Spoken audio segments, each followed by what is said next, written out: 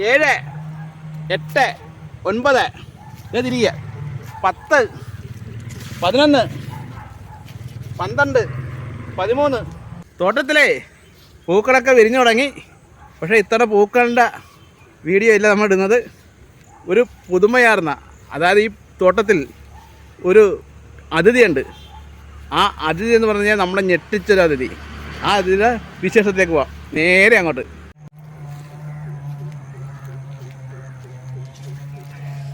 അപ്പോൾ നമ്മുടെ തോട്ടത്തിലെ അതിഥിയെ നമുക്ക് പരിചയപ്പെടാം.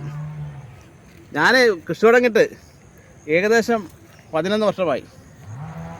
കൃഷി തുടങ്ങി 2ാമത്തെ വർഷം ഞാൻ എൻ്റെ പാടത്ത് തണ്ണിമത്തൻ കൃഷി പരീക്ഷണാടിസ്ഥാനത്തിൽ കൃഷി ചെയ്തു. മികച്ചൊരു വിളവായിരുന്നു. എന്നാൽ അന്ന് പ്രിസിഷൻ ഫാമിലല്ലായിരുന്നു, ഓപ്പൺ കൃഷിയായിരുന്നു. അപ്പോൾ അതിൻ്റേതായ പോരായ്മകളുണ്ടായെങ്കിൽ പോലും ഞാൻ തണ്ണിമത്തൻ കൃഷി എന്താണ്, എങ്ങനെ ചെയ്യണമെന്ന് പഠിച്ചു. അങ്ങനെ പഠിച്ച് ഇപ്പോൾ തുടർച്ചയായിട്ട് എല്ലാ വർഷവും ടൺ കണക്കിന് തണ്ണിമത്തനം ഞാൻ ഉൽപ്പാദിപ്പിക്കുന്നുണ്ട്, വിപണനം ചെയ്യുന്നുണ്ട്. നല്ല രീതിയിൽ മെച്ചപ്പെട്ട ഒരു വരുമാനവും എനിക്ക് ലഭിക്കുന്നുണ്ട്. പക്ഷേ ആ തണ്ണിമത്തൻ കൃഷിയൊക്കെ ചെയ്തപ്പോൾ ഞാൻ മുന്തിയിനം വിത്തുകളാണ് വാങ്ങിയിരുന്നത്. മുന്തിയിനം വിത്തുകൾ വാങ്ങി തോട്ടത്തിലിടുമ്പോൾ നമുക്കൊരു തണ്ണിമത്തൻ നിന്ന് കിട്ടിക്കൊണ്ടിരുന്നത് 3 കായ്കളായിരിക്കും. അത് 3 അല്ലെങ്കിൽ 4 കായ്, അതിനപ്പുറത്തൊന്നും ഇന്നുവരെ പോയിട്ടില്ല. പക്ഷേ ഈ തോട്ടത്തിൽ നമ്മൾ പൂന്തോട്ടം ഒരുക്കുന്നതിന് മുമ്പായിട്ട് തന്നെ തോട്ടം ഒരുക്കി. അപ്പം ഇവിടെ തണ്ണിമത്തൻ കൃഷിയായിരുന്നു നമുക്കുണ്ടായിരുന്നത്. ആ തണ്ണിമത്തൻ കൃഷി ഉണ്ടായിരുന്ന ഘട്ടത്തിലാണ് നമ്മൾ ആ വിളവെല്ലാം കഴിഞ്ഞ് പറമ്പൊരുക്കി ട്രാക്ടർ വെച്ച് കൊടുത്തു കഴിഞ്ഞു. അത് കഴിഞ്ഞ് വളമെല്ലാം കൊടുത്തു കഴിഞ്ഞിട്ട് ചീര നട്ടു. ചീര നട്ടപ്പോൾ പഴയ തണ്ണിമത്തൻ്റെ കേടായ തണ്ണിമത്തം ഇവിടെ കിടന്ന് വിത്തുകളുണ്ടായിരുന്നു. ആ വിത്തിൽ നിന്നും ഒരു വിത്ത് കിളുത്ത്, നമ്മൾ ഓർത്തുകൊള്ളണം, ആ വിത്തിൽ നിന്നും ഒരു വിത്ത് കിളുത്ത് ആവശ്യത്തിന് കായ പിടിച്ച ഒരു അതിഥിയായിട്ടാണ് ഞാൻ ഇത്തവണത്തെ തണ്ണിമത്തനെ കാണുന്നത്. ഇതാണ് ഒരു തണ്ണിമത്തൻ്റെ ചുവട്. ഇവിടെ കിടന്ന് വളർന്നു.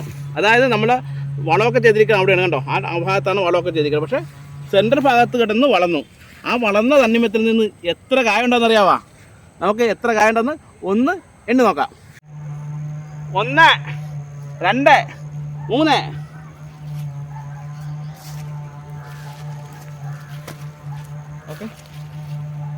4, 5, 6. കേട്ടോ അതെ ഇവിടെ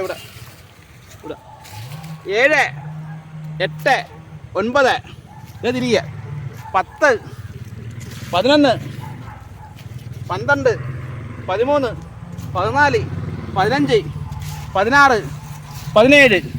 ഇങ്ങോട്ട് വാ. കേട്ടോ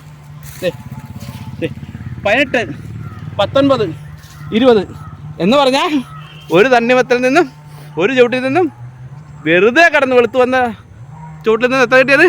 20 തണ്ണിമത്തൻ. എൻ്റെ ജീവിതത്തിൽ ആദ്യമായിട്ട് ഇത്രയും തണ്ണിമത്തൻ കിട്ടുമെന്ന് പഠിക്കുകയാണ്. അതായത് വളം ചെയ്യാണ്ട്, വെള്ളം കൊടുത്തില്ല, തനിയെ വളർന്നു വന്ന തണ്ണിമത്തൻ.